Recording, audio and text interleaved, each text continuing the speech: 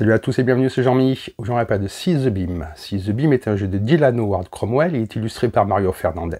C'est un jeu pour 1 à 4 joueurs, des durées de partie de 60 à 90 minutes à partir de 13 ans. Le jeu est édité par Quality Beast. C'est un jeu de deck building et de création de moteurs. Dans le jeu, les joueurs incarnent des baristas qui vont essayer d'avoir les meilleures reviews possibles à propos de leur café.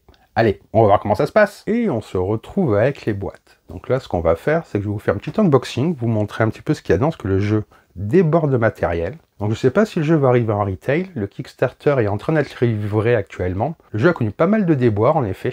Il est livré avec presque 3 ans de retard. Lors de la campagne, ils ont rajouté plein de paliers à débloquer, qui ont rajouté plein de cartes. Ils ont été un petit peu dépassés par tout ce qu'ils ont donné. Donc ils ont mis beaucoup de temps à tout développer pour que tout soit au point, pour que toutes les cartes fonctionnent. Il y a plein de modules. Mais par contre, ils ont été irréprochables au niveau de la communication. Ils ont toujours expliqué d'où venait le retard. Ils ont bien expliqué qui mettait plus de temps à développer que prévu. Et donc, au bout de 3 ans, on a enfin le jeu qui est arrivé. Et moi, j'ai vraiment hâte de voir ce qu'il y a dedans. Donc, il y a la boîte de base qui est ici. Ici, on a l'extension qui permet de jouer à 5 et 6 joueurs. Donc ça, on regardera après. Et ça, c'est plein de choses qui ont été débloquées. Donc des petits sacs, on va les regarder. Plein de paquets de cartes en plus, qui sont des bonus. On va également les regarder plus tard. Des meeples avec un renard qui sont très sympas. Donc les sacs et les tasses à café.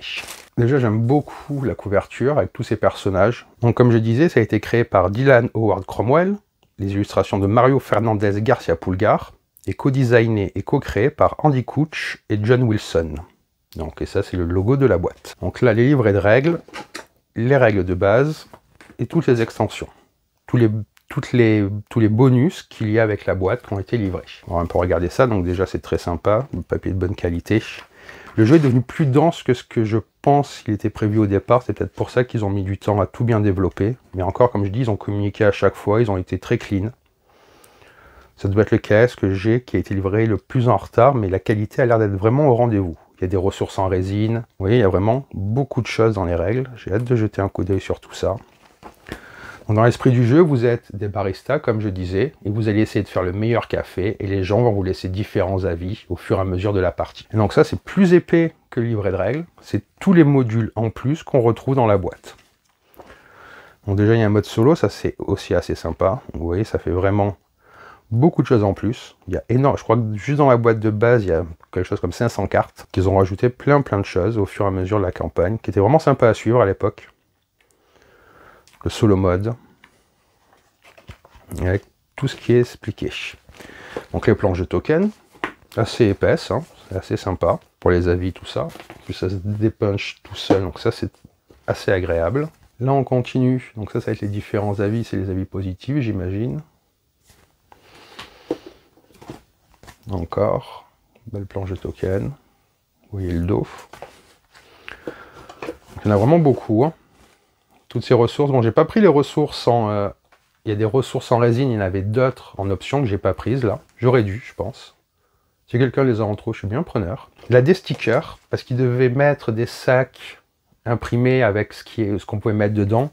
Ils ont opté pour la solution des stickers, donc ça on va les mettre sur les sachets et ranger les cartes pour savoir directement ce qu'il y a dedans. C'est pas mal comme idée. On va voir à l'usage ce que ça donne. Donc là, les plateaux joueurs, donc qui sont creusés, double couche, hein. Je vais les monter un petit peu plus, que vous voyez.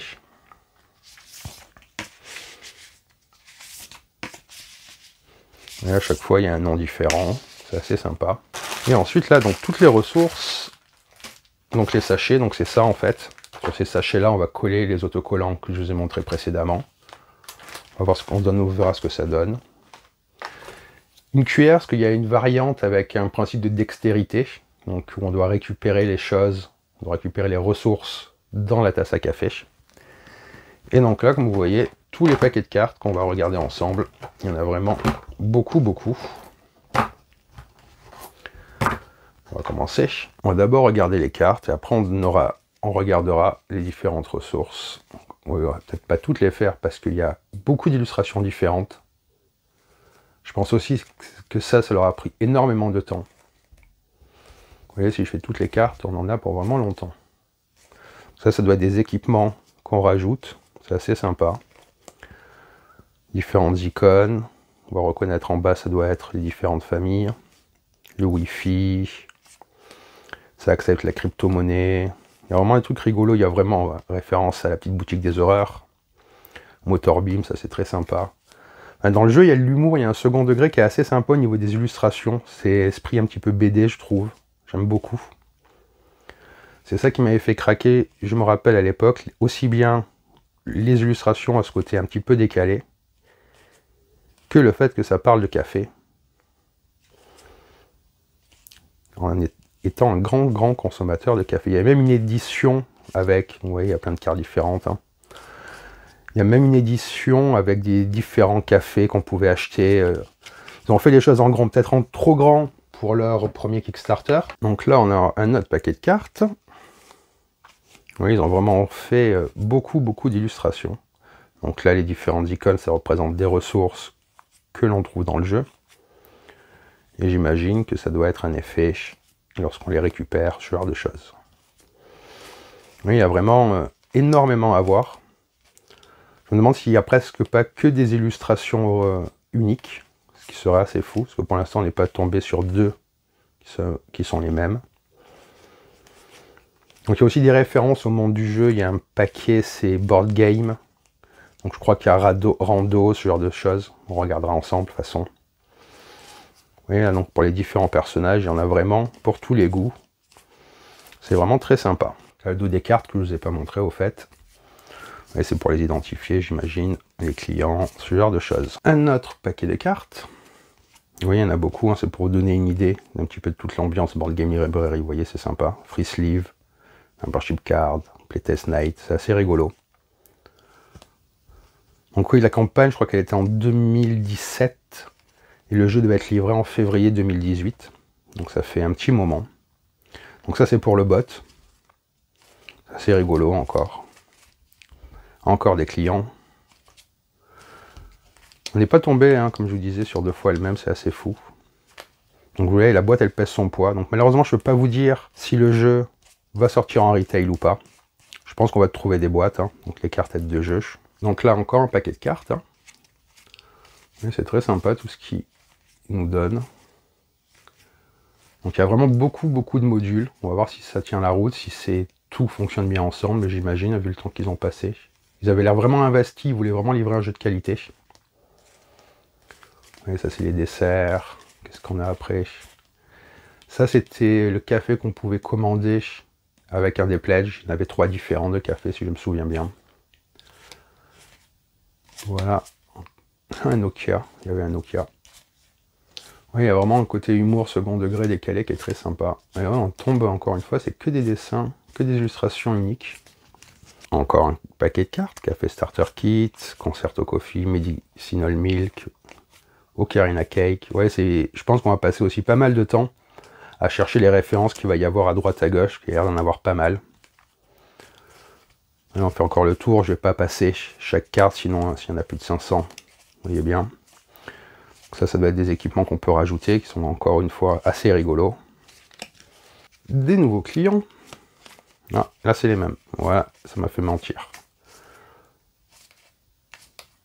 Donc quand même, toujours avec le même esprit. Donc ça, vous voyez, c'est les personnages. Donc il y a plein d'icônes, il y a tout qui va être rappelé dans les règles, j'imagine.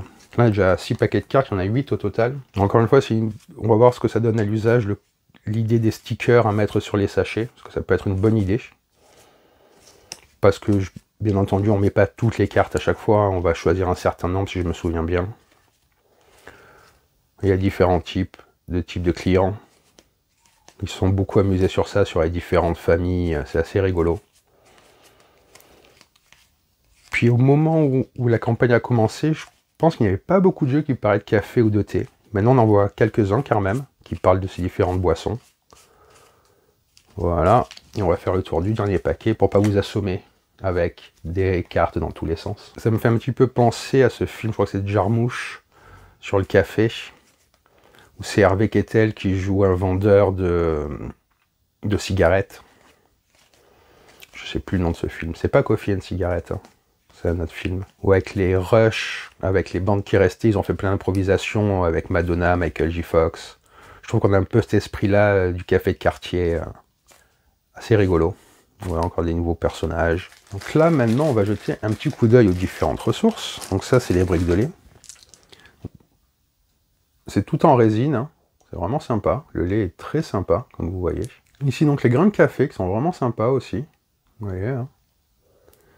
Les pâtes torréfiées et les torréfiées. Les meeples de barista. Très sympa, les petits meeples. Devant, derrière, c'est rigolo. Ils ont leur tablier. Ici, on a les sucres qui sont vraiment épatants de réalisme. Donc, le blanc et le roux.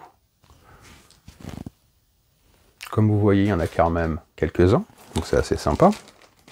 Vraiment, ils ont mis des ressources très sympathiques. Donc là, encore du lait, je pense. Pareil, super bonne qualité. Là, on va regarder les petits sacs, qui sont pour mettre les ressources, si je ne me trompe pas. Sucre, café et lait, voilà. On va les mettre dedans pendant la partie, c'est assez sympa. C'est de bonne qualité également. Ici, on a deux tasses. Ici, on a deux tasses à café, une pleine, une vide. C'est assez rigolo. Donc, il y en a un, c'est pour le premier joueur, et l'autre, je ne sais pas. C'est peut-être pour la variante de dextérité. Vous voyez. C'est bien lourd aussi, c'est vraiment de qualité, ils ont vraiment fait une sacrée production. Là, les meeples en renard qui représentent le logo de la compagnie, c'est assez sympa.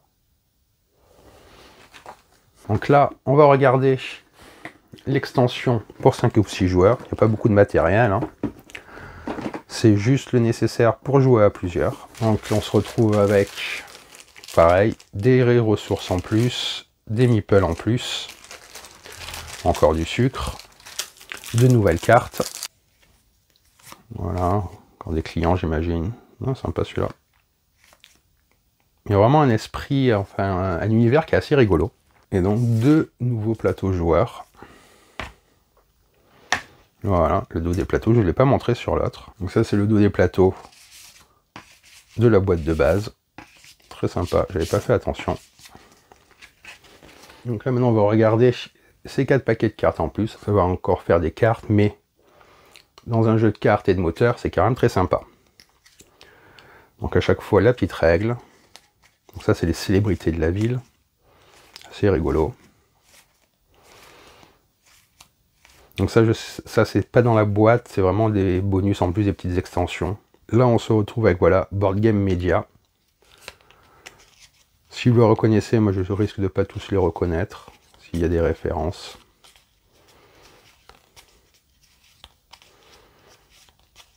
Ah oui, à chaque fois c'est sympa d'avoir fait ça.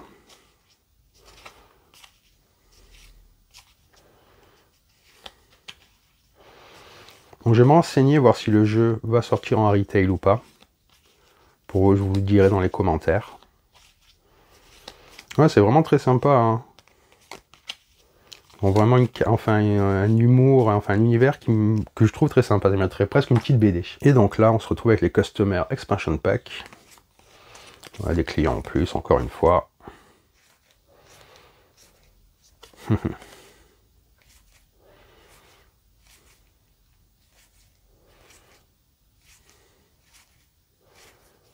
Donc, je comprends qu'il y a eu du retard, puis ça a été cool de communiquer autant que ça, je le redis. Par contre, je vais revenir au livret de règles, parce que quand même, on a un livret de modules qui est plus épais que le livret de règles de base, pour que vous voyez à quoi ça ressemble au niveau de la mise en place. Vous voyez, il va y avoir les différents paquets de cartes, mis en place comme ça, et sûrement des coûts pour acheter. Donc là, liste de tout le matériel qu'on va retrouver, bien entendu, comme d'habitude. Et là, comment se compose le plateau d'un joueur. Donc voilà pour cet unboxing de Seize the Beam. J'espère que la vidéo vous a plu, que ça vous a donné envie de découvrir ce jeu. Si ça vous a plu, n'hésitez pas à laisser un commentaire et à vous abonner à la chaîne si ce n'est pas déjà fait. Sur ce, je vous dis bonne partie et bon jeu!